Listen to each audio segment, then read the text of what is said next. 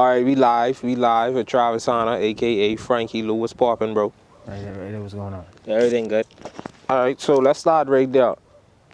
You used to go by Travis Hanna, changed your name to Franky Lu. Yeah. Tell me how that come about. Tell me the real story. Well, real story how that come about is me and one of my close friends, Eddie, aka South, grew up in Miami, coming up in Miami. We's like regular street hustlers, and I used to freestyle every now and again when we was doing our thing or whatever, like hanging out, chilling, or whatever we doing. Yeah. At that time, I was trying to, doing little things, trying to make ends meet and stuff like that. See what I'm saying? So, South used to come up and be like, well, yo, like you could rap, like you really could rap. You know what I'm saying? And he's like, your shit good. And at that time in 2012, that's when Cole was about to drop his album, Born Sinner. And South was a big Cole fan. And Kendrick just to drop his album, and he was comparing me with those artists at that time and that point. And he was like, my music is just as good as their music, but they on the top. People spend money for their music when I push, that same good quality, but it's less. So he compared it to Frank Lucas when he did his thing with his heroin.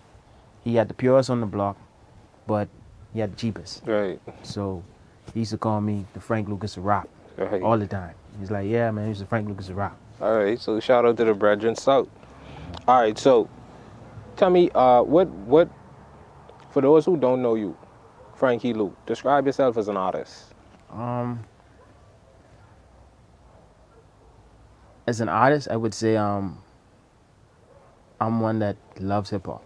Like I love the art form of hip hop. I love music, rap, R&B, and I take it in depth. Like when you listen to my music, I want my music to hit a certain spot. You know what I'm saying? Whether it's I'm telling a story about my situation or one of my friends' situation, I want a person to be like, wow, I could feel his music. I really go in depth with music, and I think like with like being a whole artist, like I think like just with like me keeping it real and staying true to the fact, that makes me as an artist. All right, so right now for me, spit your realest voice right now. You feel you ever right? Right now, yeah. I don't know about the realest verse. All right.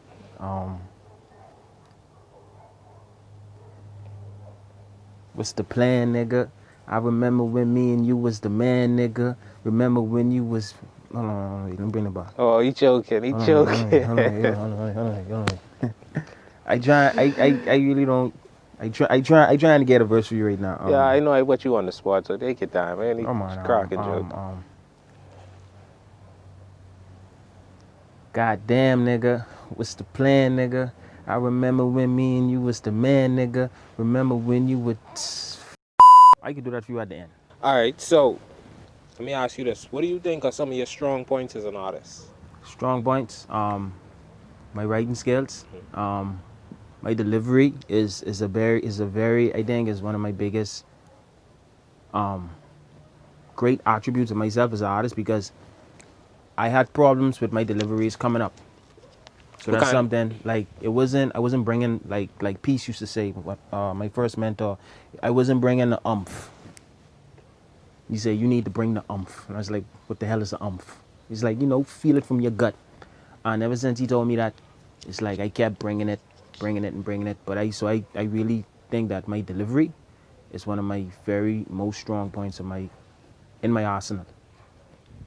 Yeah, I think delivery is something a lot of people don't recognize how important it is in bringing your rhymes across and helping people to feel what you're saying and where you're coming from. So that's good that you could point that out. Now, on the other end of the scale, what do you feel is some areas you can improve as an artist? Again, my delivery. Okay. I feel as though I can improve in my delivery. My songwriting, everything. Like you can always improve from where you are. Even if you at the top, there's always room for improvement. All right. So what helped you to say develop that mindset going forward to always be open to improving, never feeling like you reach your peak? Um, I would say probably it happened in 2011. One of my close friends, um, he died in 2011. And before I really went, like, say, let me push out my music and let everybody know that I was a rapper, I used to send him the music. He used to tell me, say, yo, like, you make anything new? He was acting as a manager at that point. And he's like, you make anything new, send it, let me hear it. And I used to send it to him. He's like, no, I don't like this one. You weak on this one. Like, you gotta come in. And after he died, I really took in, because they still have the voice notes and the messages from our message from back then. And I listen to them and I read them, and from time to time, and it motivates me every time. What's the name of your friend, bro? You know. All right. Rest in peace to Dino. So he sounded like he really helped to mold and shape your career. Yeah, yeah, I guess you And can then, say that. He helping like to mold me as a rapper. So yeah, you can say that. so okay, so speak to the importance of having someone there to critique you, to not just say everything's so hard, but to really let you know when, boy, I think you could have come to ladder. Speak to That's how important that is. very important. Like no yes man. I don't like the yes man. I know you're my friend and you want to make sure my feelings good, but I will not better myself if you come to me like steel sharp and steel. Mhm. See what I'm saying? Mhm. So I'm the rapper, but if I have a friend on the side of me that loves to listen to music, he'd be like, "Bro, I think you need to go back again. I don't quite like it. It okay, keep it, but I think you could do better." So you have any of those people around you since your friend passed away? You have anyone else around you that motivate you in that way? Yeah, man, my my old girl, my mommy, shout out to Teresita, and like when like she motivates me a lot, All like right, that. that's good. So shout out to mom. So how'd I feel having your mommy, your parents stand behind you and tell you could make it and supporting you wholeheartedly. Like, that is a good feeling, because when I first started, I never told them, or I never quite really wanted them to know, because this me saying a lot of stuff on record that what I do in the streets and stuff like that. So and cursing on the tracks and Right, stuff like right, that. right. So when I finally went to them, they was very welcoming. It's like, oh, I like it. Mother, I think you can tone down the cussing, Okay. but I like it. All right, that's good. That's good that she give you that honest feedback. You know what I mean? Hmm. All right, so let me ask you this: to be a successful artist, a lot of people consider a successful artist as someone with, let's say, a couple big diamond chains, foreign Hmm. car, foreign watches, whatever the case may be. Hmm. What do you consider a successful artist to be or look like? For me, and a very successful artist is one that wherever he came from, whether he came from the dirt or below the dirt, wherever he come from, you see what I'm saying? Right. Is when he make it, he goes back to where he came from, and he helped other people that didn't have the opportunity to make it, and he helped them to make it. Like put them in the position. You don't necessarily have to say, well, yeah, this 10 stocks. Yeah, this a house. Yeah, this a car. But to go to them and like put them in a position that they could better themselves for the long run, that's success. I like that. So once you make it, you want to give people the opportunity to be successful themselves. Yeah. Yeah, I like that. I respect that. So let me ask you: are you a part of any team, any crew? I wouldn't say any crew, but it's NLB for life. Shout outs to J Quest, Tiger, Loco, all my boys. They in different places doing their thing. You know what I'm saying? They dope artists, y'all should listen to them, but it isn't like to say like, oh, it's a big ass like group. Okay. But it's a family because we've been together from young coming up, but it's just that all us doing our thing in our respectable areas. All right. So what does NLB stand for? No love, boys. No love, boys. No love. No love. But we got all the love in the world. Right. Though. Right. All right. So when did that start up? When that group start up, and what create that family bond amongst y'all? Well, it started up from 2003. Um, this was in Freeport when a huge group of guys came together in a school, St. George's, Okay. and we came from different schools at that point. And when all of us got together, it was like just the friendships we created from new guys last till now. See what I'm saying? So it was always like we had this thing like Outlaws, NLB. So it wasn't like no gang situation or nothing like that. Even though a lot of people used to be like it's a gang, but it was more so that's just how close we was as friends, and we treat each other like family. So from 2003, it really happened when all of us came together, and it just grew from there. All right. That's almost 20 years. So that's good that you got a relationship with a group of people for that long, and people staying loyal to one another and Yep. remaining as friends. That's good. All right. So you mentioned Freeport just now, and off camera we were talking, and you grew up in Freeport, right? Mhm. Between Freeport and Miami. Yeah. So now you in Nassau doing your music thing. What's the difference do you see in the Freeport music scene versus the Nassau music scene? The artist. Elaborate. I wouldn't. It's no disrespect to Nassau artists. All right, now be careful. No, it's no. It's it like for real, all of us are one, but it's like no disrespect to them. But I've seen, like right now in Freeport, is so much talent in the Bahamas, Right. but in Freeport in particular, I'm talking like these talent them. Like you'll be like, yo, like why they still here? You see what I'm saying? And it's so much talent over there, like music wise.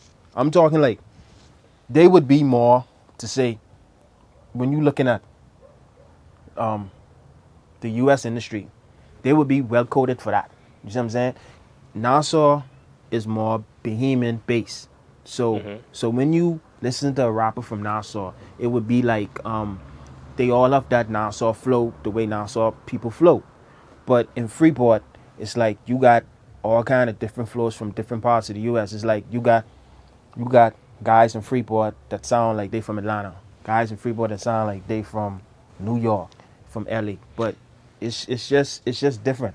So what you saying in essence is Nassau artists rap more with the dialect, with the lingo, and Freeport artists, in your opinion, they more so rap. Americanized. Yeah. Yeah, well, that's a good way to put it. Yeah, Americanized. they're more Americanized. The culture over there is basically different too, if you know about it. So, okay, so what's your opinion in that sense with you saying that Freeport is Americanized, right? What's your opinion in regards to, is it better to be Americanized and sound like where you're not from, or is it better, in your opinion, to sound like where you from and sound different in the world? And when I say that, I mean people mimic Atlanta style because they have an Atlanta sound, right? So, do you think it's better for us to mimic Atlanta sound or promote our own sound as Bahamians? I think as Bahamian, it's always best to promote your own sound. Okay. That's first on top of the table. It's always best to promote your own sound. Okay. But then you have people like me. Mhm. I get mixed up in a little different category. You see what I'm saying? Because I'm Bahamian, and I grew up in the U.S. as well. Right. You see what I'm saying? So Right. I've stayed in Brooklyn, Atlanta, Raleigh, LA. I've been Chicago, Boston, and as I go these different places, I see different cultures. They talk different, Mhm. they walk different, Mhm. they sound different.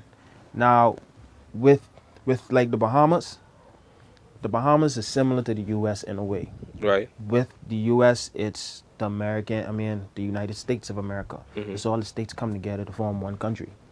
And with the Bahamas, you have the Commonwealth of the Bahamas. All these different islands come together to form one country. Right. So Nassauvians different from Grand Bahamians. Right. Grand Bahamians different from Biminites. Right. Biminites different from Abaconians. You Right. see what I'm Right. saying? Right. They Right. all got their different flavor and their different style of what they bring. So All right. I like that. I understand where you're coming from. So, besides the artists, have you seen any other differences between Freeport artists, Nassau artists? um Not, pardon me, not just artists, but the music scene in general. the way they attack the music scene is different.